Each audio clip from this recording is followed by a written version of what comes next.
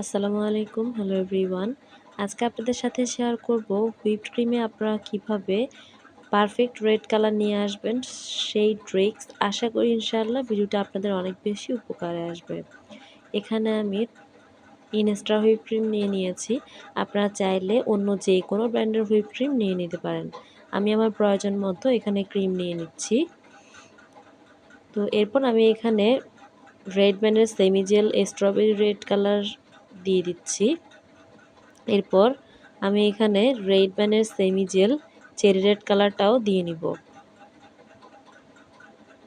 তো আমি এখন রেড ব্যানের চেরি রেড কালার দিয়ে দিচ্ছি। কালারের আসলে পরিমাণ আমি এভাবে বলতে পারছি না।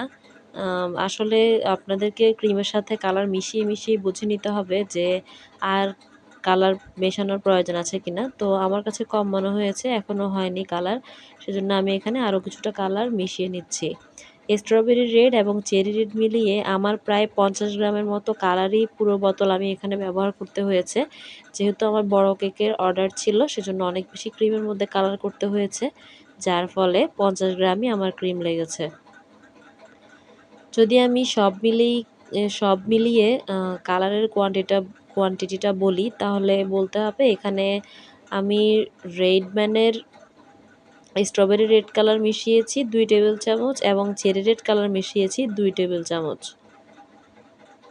তো অল্প অল্প করে কালার মিশিয়ে আমি বারবার দেখছিলাম যে কাঙ্ক্ষিত কালার আসছিল কিনা।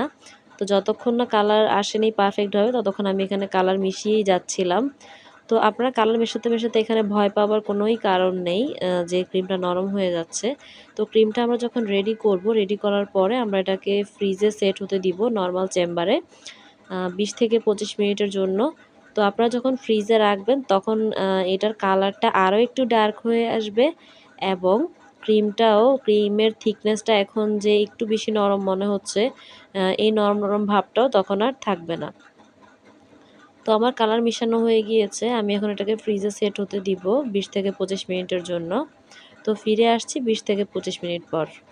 আমি ক্রিমটাকে ফ্রিজ থেকে বের করে নিয়েছি। আপনারা নিশ্চয়ই দেখেই বুঝতে পারছেন কালারটা একটু ডার্ক লাগছে। হয়তো ক্যামেরায় তেমন একটা বোঝা যাচ্ছে না, কিন্তু রিয়েলভাবে আপনারা যখন নিজেরা করবেন তখনই বুঝতে পারবেন যে ফ্রিজ থেকে বের করার পর এটার কালারটা একটু ডার্ক হয়ে আসবে। তো আমি এখানে একটা 6B নজল নিয়ে নিয়েছি। আপনারা চাইলে 1M 3D যে কোনো নজল নিয়ে নিতে পারেন। আপনাদের কেকের ডেকোরেশন অনুযায়ীও নজল ব্যবহার করতে পারেন। তো আপনাদেরকে দেখানোর জন্যই মূলত আমি নজল ব্যবহার করছি। তো ক্রিমেরটাকে আমি একটা পাইপিং ব্যাগে ঢুকিয়ে নিয়েছি। দেখেন আলহামদুলিল্লাহ কত সুন্দরভাবে ক্রিমটা বের হচ্ছে এবং কতটা পারফেক্টভাবে ক্রিমটা হয়েছে। ক্রিমটা কিন্তু একদমই নরম না। যদি নরম হতো তাহলে এটার সাইডের যে ড্র লাইনগুলো আছে এগুলো এত ক্লিয়ারলি বোঝা যেত না। আশা করি আজকের ভিডিও দেখার পরে আপনাদের কারো ক্রিমে কালার আনতে কোনো প্রবলেম হবে না। সবাই আমার পরিবারের জন্য দোয়া করবেন। আজ এ পর্যন্তই। আল্লাহ হাফেজ।